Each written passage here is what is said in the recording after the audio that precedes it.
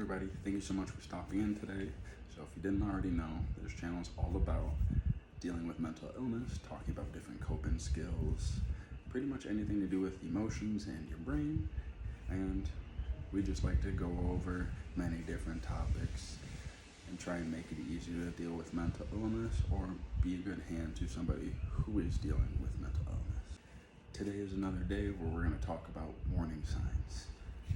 It is very important to be able to spot these warning signs so you can be proactive at helping another get through what they're dealing with so it is not too late and they're not feeling like they're alone. One big red flag is somebody who's constantly feeling like or talking about being a burden to others. Now, they'll say that their feelings don't matter, that they say it's not worth it, they say they don't want to bother you with their crap or anything along those lines. That is when you're supposed to pry. This is where you need to realize that they are already feeling hopeless, that they're already feeling alone. And when you're feeling like your words or your emotions aren't worth telling to somebody because they'll be too much or it's just not worth it,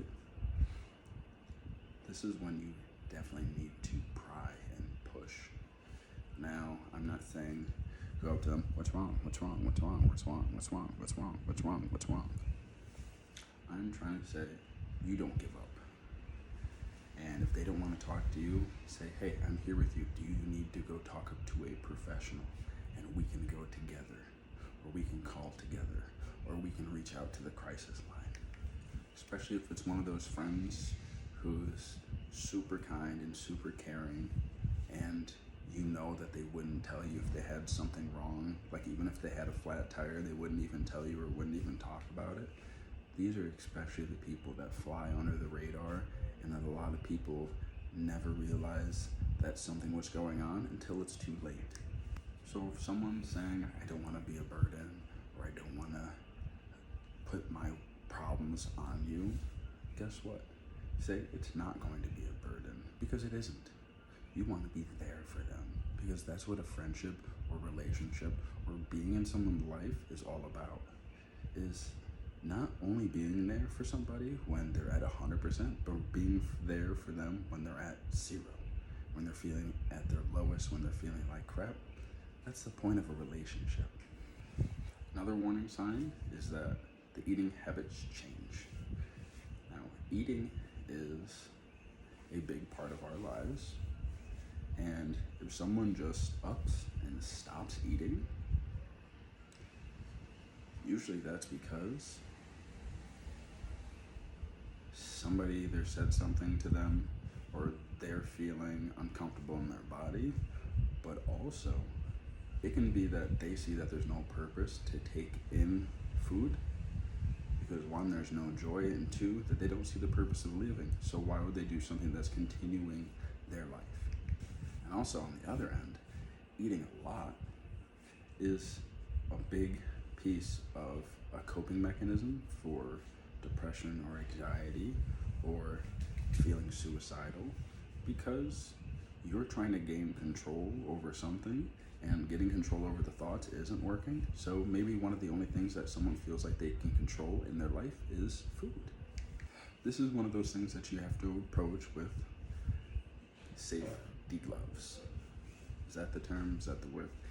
You have to approach carefully, because obviously you don't want to be seeming like you're poking at their weight or anything like that, because that never helps. You can just use general statements as saying, hey, I notice you're not acting like yourself. Is there anything I can do? Or is there anything you'd like to talk to me about? You don't even need to point out the eating. You just need to point out that you're noticing that their behavior is changing and it's worrying you. Not, oh, are you eating a lot? What's wrong with you? Or you're not eating at all. What's going on? Just use general statements, but make sure that you're saying that you care about them and you're curious what's going on and you want to be supportive. One of the other big warning signs is someone's taking a lot more risks than they normally would. Now that really includes dangerous driving, unprotected sex with a lot of people, just dangerous activities that are irresponsible, that are possibly life-altering decisions. Now, especially with the dangerous driving, that's a big thing. That's someone saying that I don't care about my life, so I'm gonna live recklessly. Someone's thinking that they have no future, why not do things that are gonna be more dangerous? Or people who are doing cliff jumping, who normally would never do that. These may seem like they're being more fun and more loose, but you need to look at the cluster of behaviors.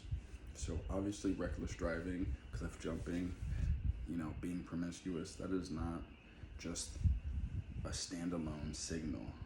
You may have friends, many friends that do that, and there is nothing wrong. But if it is going along with any of the other warning signs that we've talked about, you need to start asking questions.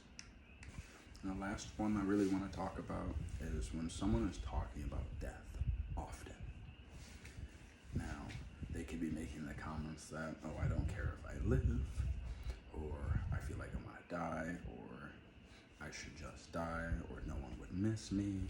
Any of these are big red flags. That means somebody is having suicidal ideations. They may not have a plan yet, but they're probably close to the stages of making a plan. Now, you can't just brush these statements off and be like, no, you're fine, it's okay, no, you shouldn't die, blah, blah, blah, blah. But no, this is one of those things where you should sit them down and say, what is going on? Are you truly feeling like you do not want to live anymore? Because if they're making these comments and every single person's just brushing it off, that's pretty much like a hey, go ahead signal. And that's not what we want to give off. It may be a difficult conversation for you to have, but can you imagine what they're going through? And of course, if somebody's saying this and not talking to you, you should reach out to a crisis hotline. Now, we have the resources linked below, but you should definitely reach out to them, reach out to a local therapist, ask them questions and let them know. And also possibly let their loved ones know, or a mutual person involved that has a higher influence on them, like a parent, brother, sister, whatever their relationship, someone that's closer. And you really need to let somebody know, because this is serious and it's not a joke. So if you like this video, you took anything away from this, make sure you're looking out for the warning signs.